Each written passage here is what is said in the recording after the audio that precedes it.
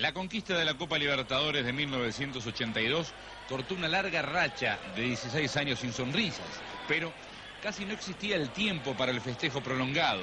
Aquel plantel, metido en cuerpo y alma en una temporada inolvidable, sabía que el próximo desafío tenía nombre propio. Aston Villa, dueño de Europa, representante del fútbol inglés, porfiaría mano a mano por el título intercontinental. El partido tenía cita ya fijada. Sería el 11 de diciembre en el Estadio Nacional de Tokio. A través de la televisión, todo un país comenzaba a palpitar por una nueva hazaña. El comienzo no fue sencillo, porque los ingleses fueron arriba con todo, generando algunas situaciones de riesgo para el arco de Gustavo Fernández. Pero el reloj, la paciencia y el juego de aquellos 11 Mirasoles fueron torciendo el trámite. Aquel equipo de Baniulo fue mostrando sus posibilidades, inquietando al arco británico, hasta que una falta sobre Morena le permitió a Jair mostrarle al mundo su infalible remate. Las distintas intenciones del delantero aurinegro y del defensa inglés no necesitaron concreción. El raro efecto del disparo terminó metiéndose en el arco y poniendo el 1-0. Ya el partido sería definitivamente carbonero. Poco importó que el Aston Villa fuera con todo adelante. Peñarol tomó las riendas del cotejo para no soltarla jamás. Cada intento inglés tenía como réplica un contragolpe uruguayo.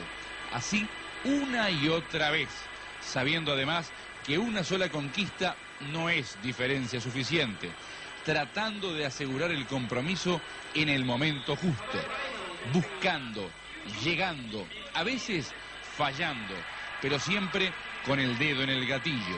La primera parte se fue con la única anotación de Jair. Quedaban 45 minutos para agrandar la gloria de aquel plantel. El Aston Villa se desesperaba, veía cómo se le achicaba la esperanza y se le esfumaba el encuentro.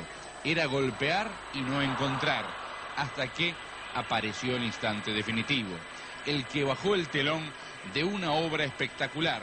Tenía que ser así. Desde la mitad del terreno volvió a aparecer Venancio Ramos, trayendo de la mano de su talento el mensaje para otro gol. Voló en el pique hacia el mundo Walquir Silva, problema sin solución para el campeón europeo. Nada lo detuvo, ni siquiera el fallo en el primer intento. Aseguró el partido con rápido remate hacia el arco desguarnecido. Enseguida, el mundo del fútbol conoció el grito de quien, hasta hacía unos pocos meses, era cartero en su Ribera natal. Los minutos restantes estaban de más. Peñarol era, por tercera vez, campeón intercontinental.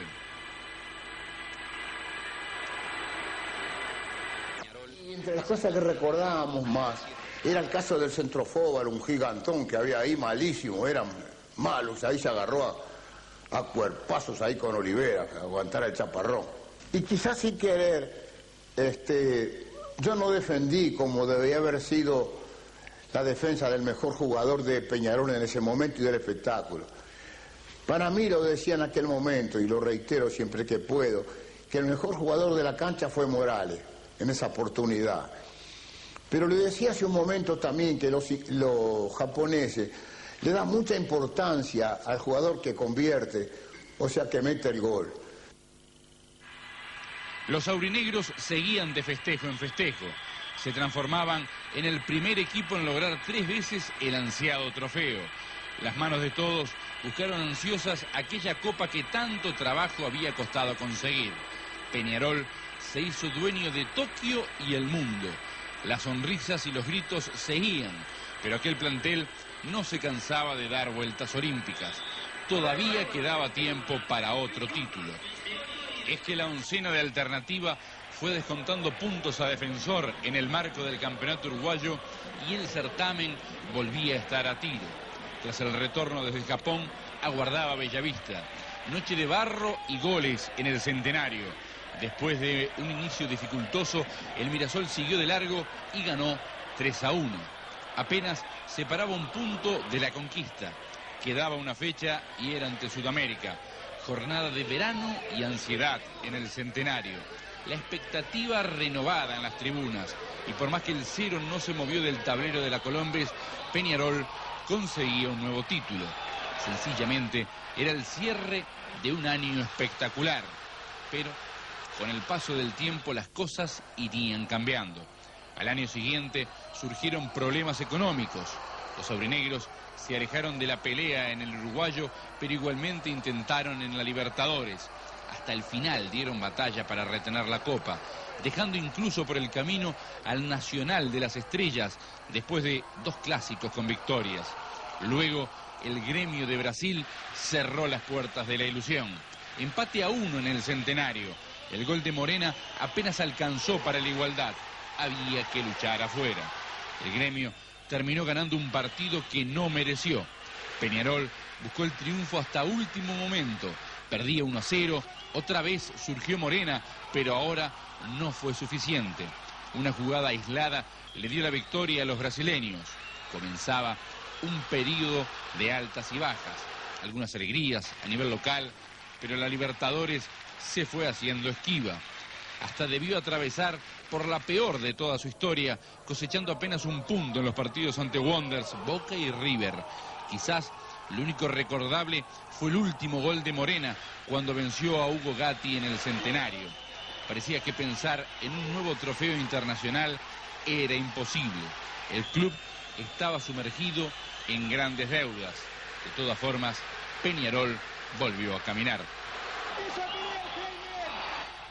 Y llegué a Peñarol y nos encontramos que teníamos deudas, compromisos y una cantidad de factores negativos que hacían a la vida de la institución. Pero teníamos una cosa fundamental. Teníamos jugadores para ascender y apostamos a eso. Y en ese año 87 empezamos nuestra campaña. Le dimos un poco de años a ese plantel. Ahí tiene un gran mérito Tavares.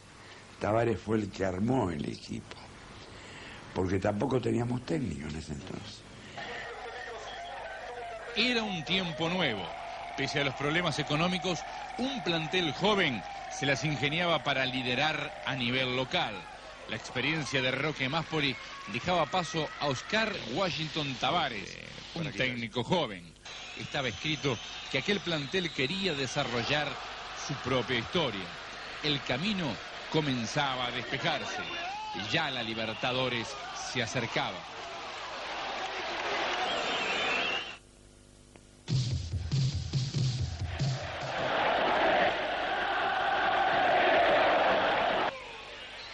Peñarol venía de ganar aquella recordada final ante Nacional por penales del uruguayo del 86 y había salido campeón de la liguilla. Y con la conducción de Raúl Moller, Progreso había clasificado para esta Copa Libertadores de América, en la que habría de dirigirlo José Walter Cattaneo.